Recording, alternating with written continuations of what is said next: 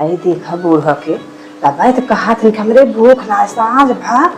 कहीं हमरे भूख ना लगता कि खाना ना बनवाए पड़े और उनका जो है कौन चीज खर्चा ना है हमेशा खाए पा रही कहीं भूख ना जाते और जब दिन में ससक लेते हैं देखा था मंचूरियन मंगाए खाए नहीं और बिना नमकीन बिस्कुट हुआ 1 किलो तरबूजे ठूसत हैं दबाई तो कहा था जब इतना बड़ा पेट दिन में भरी जाए तो बस सांझ के कहा भूख लागे ए हो आओ तो माइक चोरी पकड़वाई दौड़ियो दौड़ियो जल्दी आवा जो सजो कहा थी हमारे से देंगे मतलब का बने कहीं कुछ बनवा जी कहा बने गर्मी है पानी पी कोलर जा दिन में पानी पिए था इतना इतना ठूसत है इतना लेके दिन में तक तो ना मंचूरियन वाला का ओका ले ठूस ली और नमकीन खा ली हो तरबूजा 10 किलो ले ठूसत है देखा आज चोरी पकड़ा आवा जल्दी आवा खड़ा जिन रहा देखा अरे सांस कहीं तुम्हारे भूख ना गए तबला भात चुका आवा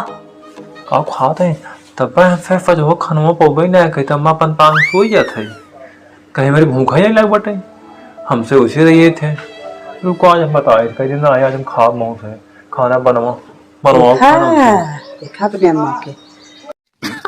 सही पकड़े हैं।